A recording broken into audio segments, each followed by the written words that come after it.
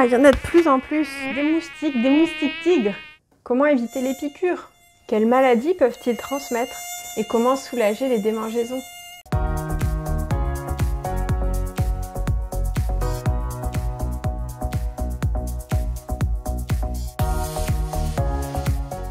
Bonjour, c'est Dermatodré. Je suis médecin, dermatologue et je réalise des vidéos d'information médicale pour que tout le monde puisse apprendre comment la peau fonctionne et comment en prendre soin.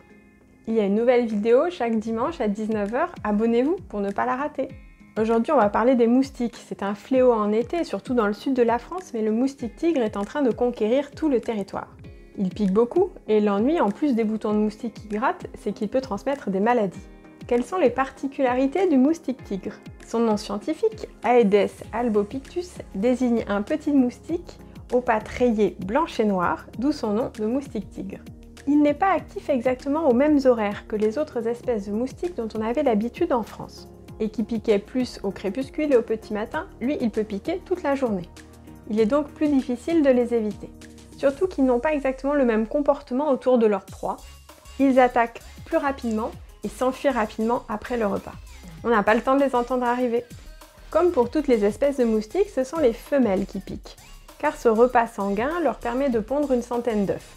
Ça signifie que chaque piqûre que vous subissez peut faire éclore une centaine de nouveaux moustiques la semaine suivante.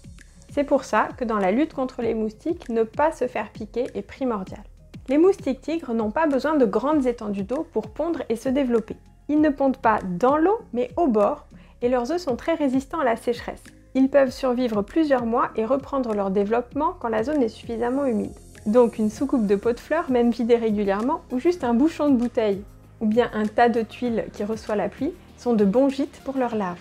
Bien sûr, si vous avez de grands bacs d'eau stagnante, c'est encore pire. Pour piquer, le moustique nous repère par notre odeur corporelle. C'est pour ça que certaines personnes les attirent plus que d'autres. Mais aussi par le CO2 que nous rejetons en respirant. Certaines machines utilisent ce principe d'odeur humaine et de CO2 pour attirer les moustiques et les capturer.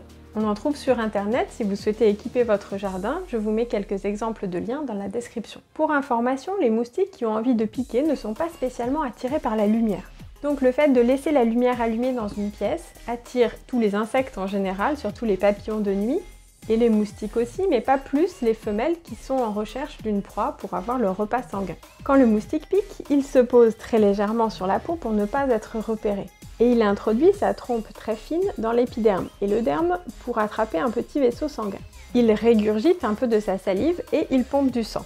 Le fait qu'il nous prélève 2 microlitres de sang n'est pas le problème, on en a 5 litres. Par contre, sa salive contient des molécules allergisantes et c'est ça qui va déclencher le bouton de moustique. En plus, sa salive peut contenir des virus s'il a déjà piqué une personne infectée avant nous. Une femelle moustique tigre vit environ 1 mois. Elle piquera plusieurs personnes au cours de sa vie. Si elle pique quelqu'un atteint d'un virus de la famille des arboviroses, comme la dengue, le chikungunya ou le virus Zika, eh bien ce moustique pourra contaminer toutes les personnes qu'il piquera ensuite. C'est comme ça que ces virus se transmettent et c'est un moyen très efficace. Ces maladies sont endémiques dans les zones tropicales, mais en France, chaque année, de plus en plus de personnes attrapent ces virus à cause de piqûres survenues chez eux. On appelle ça des cas autochtones. C'est pour ça qu'il est très important de se protéger. Mais comment lutter efficacement? Il faut lutter à tous les stades du développement du moustique. En 1, lutter contre les larves. Éliminer tout point d'eau qui pourrait servir de lieu de ponte. Installer éventuellement des seaux spéciaux pour les piéger. Couvrir de moustiquaires les points d'eau qu'on ne peut pas vider. Traiter correctement les piscines et ne pas laisser l'eau stagner en général. 2. Contre les moustiques adultes. Bien entretenir son jardin, ne pas laisser des tas d'objets, des feuilles mortes en bas des haies, qui pourraient leur servir de refuge. Favoriser les prédateurs naturels des moustiques, les oiseaux insectivores, les chauves-souris, les grenouilles, en leur offrant des nichoirs adaptés. On se rend compte que le moustique tigre prolifère très bien en ville car il y trouve juste assez de végétation pour se développer et aucun prédateur. Il existe également des machines de capture des moustiques adultes, je vous en parlais tout à l'heure. Les particuliers peuvent en installer et de plus en plus de municipalités s'en sont équipées également. En 3, éviter les piqûres en elles-mêmes. D'abord, sécuriser sa maison ou son appartement pour être sûr qu'aucun moustique ne peut y rentrer. Comme ça, au moins, on est tranquille dedans. Ça signifie poser des moustiquaires sur toutes les fenêtres, ne pas laisser les portes sur l'extérieur ouvertes ou bien leur installer une moustiquaire aussi. Moi, je vis dans une moustiquaire portable, je suis tranquille. Même si les produits insecticides sont possibles sous forme de diffuseurs qu'on branche à la prise électrique ou de spirales à faire brûler, leur usage doit rester occasionnel parce qu'il sera toujours plus sain de sécuriser une zone avec des moustiquaires plutôt qu'inhaler des produits insecticides chimiques tous les jours. Enfin, pour toutes vos activités qui se passent à l'extérieur, parfois même juste étendre le linge est compliqué dans les zones très infestées. Il faut porter des vêtements longs et amples, si possible de couleur claire. Les moustiques peuvent piquer à travers un tissu léger moulant, ils seront gênés par les mouvements du tissu sur votre peau. On peut même imprégner ces vêtements de répulsifs anti-moustiques, on en trouve en pharmacie. Ça peut être utile pour un voyage par exemple, mais c'est difficilement réalisable au quotidien. Pour les zones de peau exposées restantes, le visage, les avant-bras, des produits répulsifs à appliquer sur la peau sont possibles. Leurs compositions sont variées, plus ou moins chimiques, on les trouve en pharmacie ou en grande surface. Ils ne remplacent pas les moyens de protection déjà cités, à savoir la lutte contre les larves, contre les moustiques adultes, les moustiquaires et les vêtements. On voit sur internet beaucoup de recettes maison à base d'huile essentielle, faites attention. Aucune de ces recettes n'est validée médicalement, ce qui signifie que 1. Leur efficacité n'est pas prouvée, 2. Elles peuvent contenir des produits irritants, phototoxiques, allergisants qui peuvent entraîner des brûlures voire des cicatrices. Même s'il est tentant de fabriquer ces produits soi-même, ça peut être risqué et en plus on ne s'en rend pas forcément compte tout de suite. Je vous préparerai bientôt une vidéo sur les actions des principales huiles essentielles en dermatologie, abonnez-vous pour ne pas la rater. Enfin, si malgré toutes ces précautions on se fait piquer, que faire? Le plus important, ne pas gratter. Juste le fait de toucher la piqûre diffuse la salive et aggrave l'inflammation.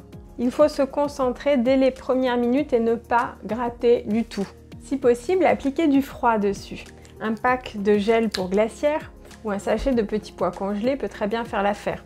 Vous l'entourez dans un torchon et vous l'appliquez sur la zone concernée pendant un quart d'heure. Le froid va bloquer la dilatation des vaisseaux et l'inflammation pour empêcher le bouton de gonfler. Enfin, si on a plusieurs boutons en même temps, une crème à base de cortisone ou un antihistaminique par voie orale peuvent aider à diminuer les démangeaisons pendant quelques jours. Ensuite, il ne faut toujours pas gratter pour éviter qu'une croûte se forme, sinon le bouton pourrait laisser une cicatrice, surtout s'il y a une exposition au soleil. Voilà, j'espère que tous ces conseils vous aideront à passer un été plus serein vis-à-vis des moustiques. De mon côté, je suis prête! Entre les moustiques et le coronavirus, il n'y a rien qui passera.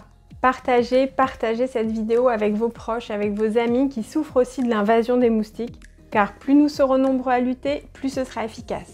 Je vous retrouve dimanche prochain pour une nouvelle vidéo et d'ici là sur Facebook, sur Instagram Dermatodré. À bientôt!